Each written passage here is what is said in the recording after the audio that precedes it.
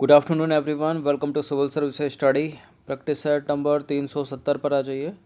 UP PCS के लिए focus करेंगे इसमें हम इंडियन पॉलिटी के प्रश्नों पर। तो चलिए स्टार्ट करते हैं। प्लेलिस्ट इसकी बना रखी है, वहाँ पर आप टेस्ट नंबर 1 से लेकर 370 तक पहुँच सकते हो और डिस्क्रिप्शन बॉक्स में आपको उसका लिंक मिल जाएगा।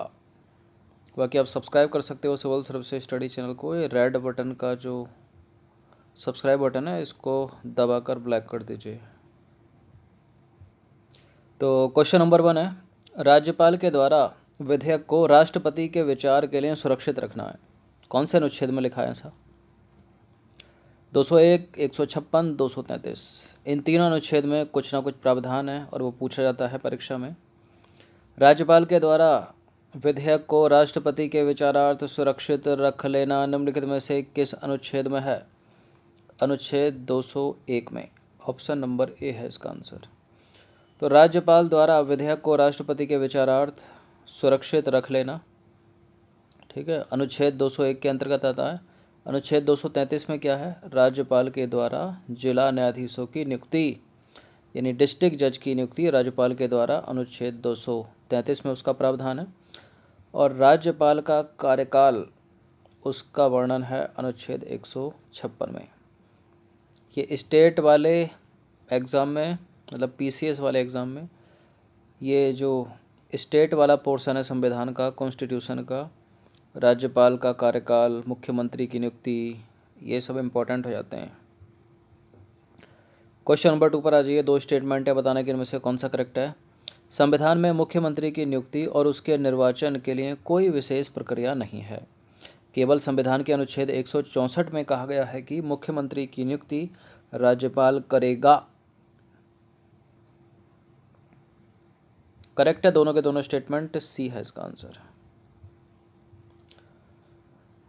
तो संविधान में मुख्यमंत्री की नियुक्ति और उसके निर्वाचन के लिए कोई विशेष प्रक्रिया नहीं है। अनुच्छेद 164 में कहा गया है कि मुख्यमंत्री की नियुक्ति राज्यपाल करेगा। इसका तात्पर्य यह है कि राज्यपाल किसी भी व्यक्ति को मुख्यमंत्री नियुक्त करने के लिए स्वतंत्र है। ठीक है, संसदीय व्यवस्था में राज्यपाल राज्य विधानसभा में बहुमत प्राप्त दल के नेता को ही मुख्यमंत्री नियुक्त करता है। ठीक है, क्वेश्चन नंबर 3 पर आ जाइए। राज्य सरकार का कार्यकारी अध्यक्ष या संवैधानिक प्रमुख निम्नलिखित में से कौन है? देखिए, जैसे सेंट्रल गवर्नमेंट का यानी केंद्र सरकार का कार्यकारी अध्यक्ष या संवैधानिक प्रमुख राष्ट्रपति है, वैसे राज्य में होता है राज्य का राज्यपाल। तो संविधान के अनुच्छेद 154(1) में उपबंध है कि राज्य की कार्यपालिका शक्ति राज्यपाल में निहित होगी, जिसका प्रयोग वह संविधान के अनुसार स्वयं या अपने अधीनस्थ अधिकारियों के द्वारा करेगा। क्वेश्चन नंबर 4 पर आ जाइए। निम्नलिखित में से कौन राज्यपाल के पद की शपथ ग्रहण करवाता है? राज्यपाल के पद को उसकी शपथ ग्रहण कौन करवाता है? राज्य के हाई कोर्ट का चीफ जस्टिस। ठीक है, तो अनुच्छेद 159 के अनुसार प्रत्येक राज्यपाल अपना पद ग्रहण करने से पहले उस राज्य के उच्च न्यायालय के मुख्य न्यायाधीश तथा उसकी अनुपस्थिति में, अगर ये नहीं है तो इसकी अनुपस्थिति में उस हाई कोर्ट के ज्येष्ठतम या वरिष्ठतम न्यायाधीश के समकक्ष शपथ लेता है। राज्यपाल निम्नलिखित में से किसके प्रति उत्तरदायी होता है? राज्य का राज्यपाल उत्तरदायी है राष्ट्रपति के प्रति। तो अनुच्छेद 156(1) के अनुसार राज्यपाल की नियुक्ति राष्ट्रपति के द्वारा की जाती है और वह राष्ट्रपति के प्रसादोपरांत अपना पद धारण करता है। इस प्रकार एक ओर तो वह राज्य शासन का मुखिया होता है और दूसरी ओर वो केंद्र सरकार यानी राष्ट्रपति के प्रतिनिधि के रूप में काम करता है। निम्नलिखित में से कौन स्वतंत्र भारत के किसी राज्य की सर्वप्रथम महिला राज्यपाल बनी थी? किसी भारत के राज्य की प्रथम महिला राज्यपाल का नाम बता दीजिए। स्वतंत्रता के बाद की बात हो रही है। Sarojini Naidu, option number A. तो सरोजनी नायडू भारत की प्रथम महिला हैं जिन्हें राज्यपाल पद पर मनोनीत किया गया था। वह 15 अगस्त 1947 से लेकर 1 मार्च 1949 तक उत्तर प्रदेश की राज्यपाल थीं। क्वेश्चन नंबर 7 पर आ जाइए। राज्यपाल के वेतन और भत्ते दिए जाते हैं राज्य की संचित निधि से, केंद्र की संचित निधि से, दोनों से, उपरोक्त में से कोई नहीं।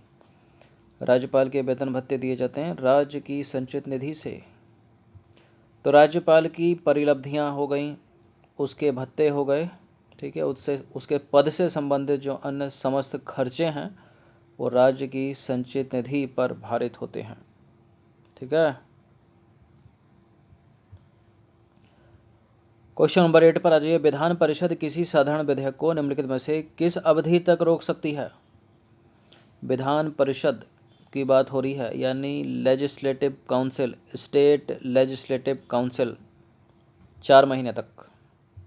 साधारण विधेयक की बात हो रही है, धन विधेयक होता तो 14 दिन। तो संविधान के अनुच्छेद 197 के तहत धन विधेयक से भिन्न यानी साधारण विधेयक को विधान परिषद यानी स्टेट लेजिस्लेटिव काउंसिल पहली बार तो 3 महीने तक रोक सकती है और विधानसभा द्वारा पुनः पारित किए जाने पर 1 महीने और रोक सकती है। इस प्रकार कुल मिलाकर 4 माह तक रोक सकती है। धन विधेयकों को विधान परिषदों को 14 दिन की अवधि के भीतर लौटाना पड़ता है। ठीक है, यानी 14 दिन तक रोक सकती है धन विधेयक को। साधारण विधेयक को रोक सकती है 3 + 1 टोटल 4 महीने तक। क्वेश्चन नंबर 9 पर आ जाइए। किसी राज्य में विधान परिषद की स्थापना और समाप्ति का प्रावधान भारतीय संविधान के किस अनुच्छेद में है? ये प्रश्न इंपॉर्टेंट है, बहुत बार पूछा गया है। अनुच्छेद 169 में, ऑप्शन नंबर बी।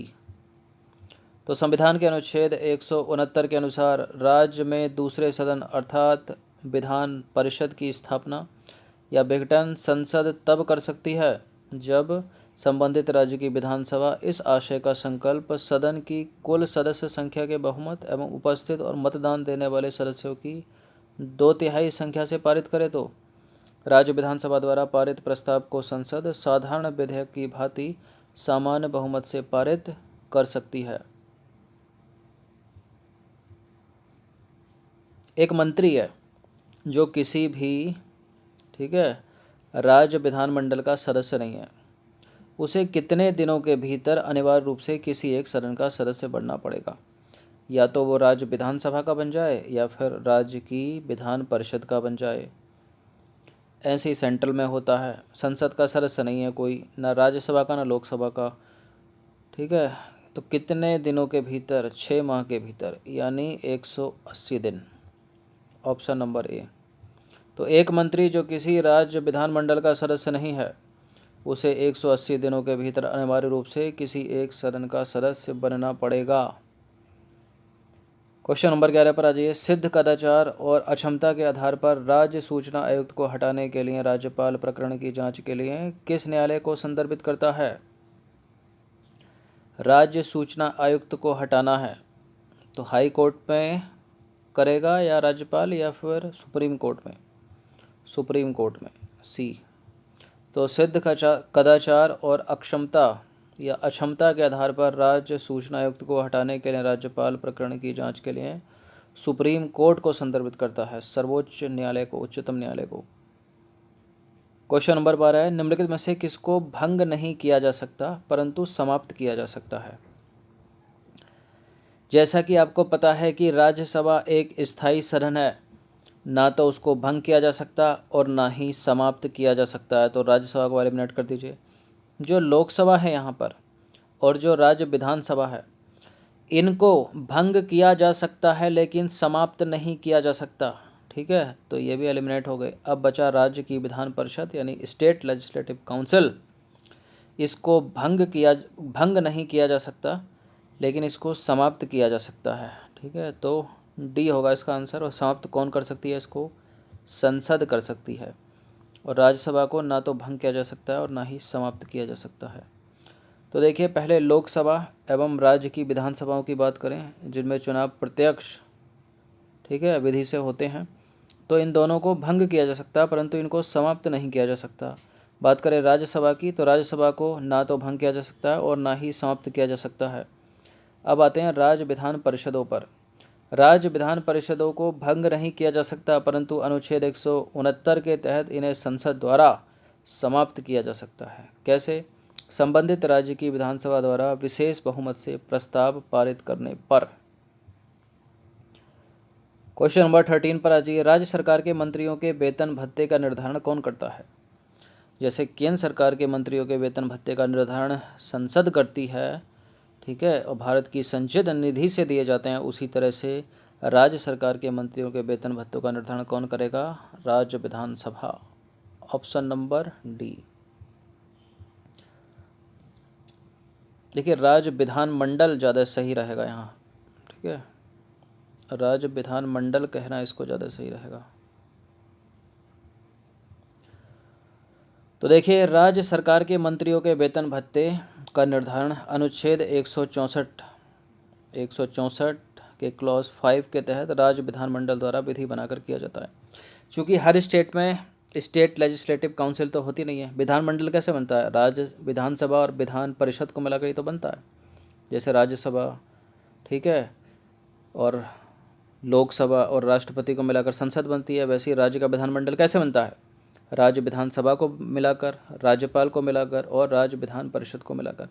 हर राज्य में राज्य विधान परिषद तो है, होती नहीं है। ठीक है, 6-7 राज्यों में ही है, इसलिए विधानसभा भी कह सकते हैं इसको। अब मान सकते हैं कि नहीं, गलती नहीं है, ठीक है।